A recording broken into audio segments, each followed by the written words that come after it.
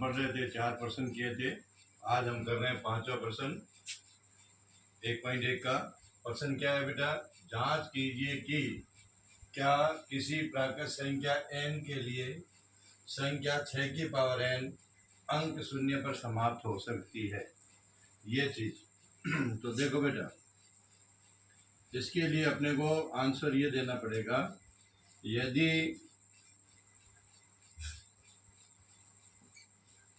यदि किसी, ये भाषा याद रखनी है बेटा, बस किसी n के लिए संख्या 6 की पावर n शून्य अंक पर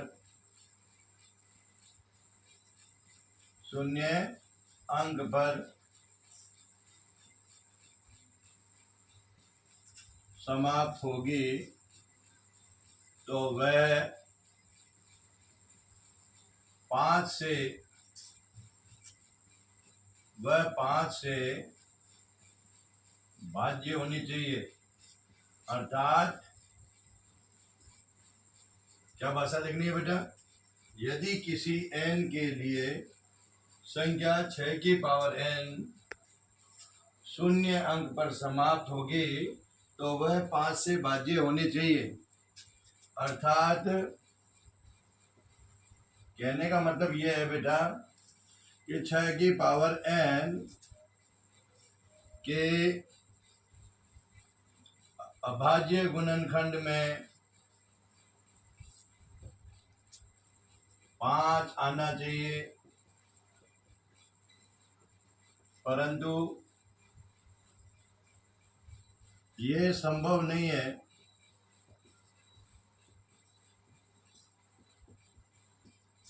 क्योंकि 6 के अभाज्य गुणनखंड करते हैं तो बेटा क्या आता है? देखो 2 और 3, ये संभव नहीं है, क्योंकि 6 की पावर n के अभाज्य गुणनखंड में केवल 2 और 3 आते हैं, 5 नहीं आता है। अतः कोई संख्या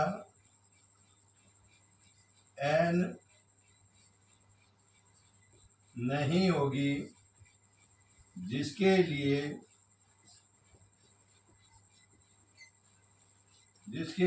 6 की पावर n शून्य अंक पर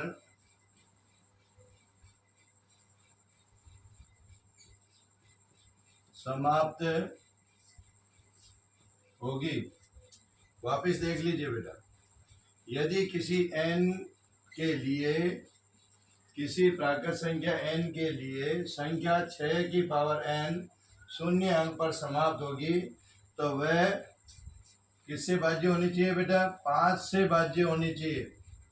अर्थात 6 की पावर n के अभाज्य गुणनखंड में 5 आना चाहिए, परंतु 6 की ये संभव नहीं है, क्योंकि 6 की पावर n यानी 6 के अभाज्य गुणनखंड में केवल 2 और 3 आते हैं, 5 नहीं आता है। अतः कोई संख्या n नहीं होगी जिसके लिए 6 की पावर n शून्य अंक पर समाप्त हो। ठीक है बेटा, ये देखिए 6ठा प्रश्न। व्याख्या कीजिए कि ये बेटा 7 × 11 × 13 + 13, और दूसरा प्रश्न है 7 × 6 × 5 × 4 × 3 × 2 × 1 + 5, ये क्या है? भाज्य संख्या है। तो अपने जानते हैं बेटा, अभाज्य संख्याएं वे संख्याएं होती है जिनमें एक और उसका खुद का भाग जावे, वो अभाज्य। और भाज्य संख्याएं वे संख्याएं होती है जिनमें 2 या 2 से अधिक संख्याओं का भाग जावे। तो अब देखो बेटा, इसमें हम देखेंगे तो एक साइड ये है, प्लस है देखो बीच में, तो प्लस के दोनों साइड में देखो, एक साइड तो ये है और दूसरी साइड में ये है बेटा। अब यहाँ पर देखते हैं तो इन दोनों में देखो एक जैसी संख्या क्या आ रही है, देखो 13 आ रही है दोनों में, तो 13 कॉमन ले लेंगे। अब बेटा देखो क्या बचा, 7 इंटू 11 फिर प्लस, अब 13 बाहर ले लेंगे तो बेटा इंटू 1 लिख लो, क्योंकि 13 बाहर लेंगे तो पीछे क्या बचेगा 1। कई बच्चे क्या करते हैं 13 ले लेते हैं, पीछे का कुछ नहीं बचा, 1 बचेगा बेटा, तो इंटू 1 लिख लो, ताकि 13 बाहर लेंगे तो पीछे क्या बचेगा 1। अब इसको हल करते हैं देखो, तो 13 इंटू 11 7 77 प्लस 1, तो आ जाएगा बेटा 13 इंटू 78। अब 78 को 13 से गुणा कर लो देखो, तो 8 या 24 हासिल के बेटा 2, 3 7 21 और हासिल बेटा 2 की तो 3 23 हो जाएंगे। देख 3 7 21 और 2 23। अब 1 से गुणा करेंगे बेटा, 8 एकम 8, 7 एकम 7, जोड़िए 4 8 3 11 हासिल की 1, 9 और 1 10, तो ये उत्तर आया बेटा 1014। अब 1014 में देखो 1 का भाग जाता है, 2 का जाता है, देखो लास्ट में 4 है, 1 और 1 2 और 4 6 यानी 3 का जाता है। तो अब देखो बेटा 1 2 3 यानी 2 से ज्यादा संख्याओं का भाग हो गया, 114 का भी जाएगा। इसमें अपने देखेंगे और बहुत सारी संख्याओं का भाग जा रहा है, तो जहाँ 2 या 2 से अधिक संख्याओं का भाग जावे तो ये कैसी संख्या होगी बेटा, भाज्य संख्या होगी। अभाज्य संख्या में एक और खुद का भाग इसके अलावा किसी का नहीं जाएगा, तो एक का देखो, एक का तो जाता है 1014, इसके अलावा देखो 2 और 3, तो बहुत सारी संख्याओं का भाग जाता है, इसलिए ये कैसी संख्या होगी, भाज्य।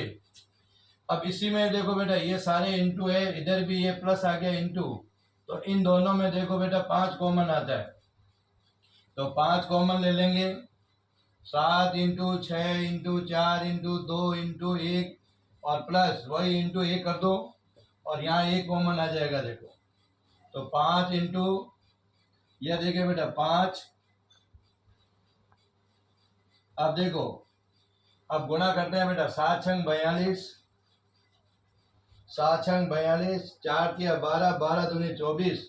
देखो बेटा सबका गुणा कर लिया, पहले इन दोनों का गुणा किया, 7 छंग 42 आ गया, 4 तिया 12, 12 दूनी 24, 24 एकम 24, तो इन दोनों का गुणा कर लेते हैं। देखो 4 दूनी 8, 4 चौक 16, 2 दूनी 4, 2 चौक 8, जोड़िए बेटा 8 10, 9 और 1 10, तो क्या आ गया भाई 1008 प्लस का 1, तो अपने जानते हैं 5 इंटू 1008 में 1 जोड़ो 9 और गुणा करते हैं, देखो 9 पंजे 45, 4 हासिल के, 5 को 0 से गुणा किया 0 हासिल 4, 5 को 0 से गुणा किया 0, ये देखो, तो अब देखो बेटा इसमें 1 का जाएगा, फिर देखो लास्ट में 5 आ रहा है तो 5 का जाएगा, 4 5 9 13 नहीं जाएगा, 3 का 5 का जाएगा, फिर बेटा इसका खुद का भी जाएगा, तो 1 और इसके अलावा देखो एक 5 और आ गया, इसका मतलब है इसमें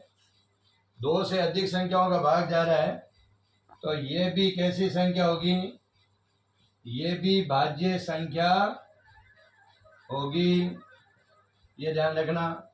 तो भाज्य संख्या का मतलब होता है बेटा जिसमें 2 या 2 से अधिक संख्याओं का भाग जावे, तो ये चीज है, और ये हुआ अपना प्रश्न संख्या 6। तो इस तरह अपने इसको करना है। ये देखिए बेटा क्वेश्चन नंबर 7, प्रश्न क्या है कि एक सोनिया और एक रवि, एक लड़की है और एक लड़का है, ये दोनों बेटा क्या करते हैं, एक वर्ताकार पथ में इस प्रकार एक ट्रैक बना हुआ है, इसमें बेटा क्या करते हैं, चक्कर लगाते हैं, दौड़ते हैं, ठीक है।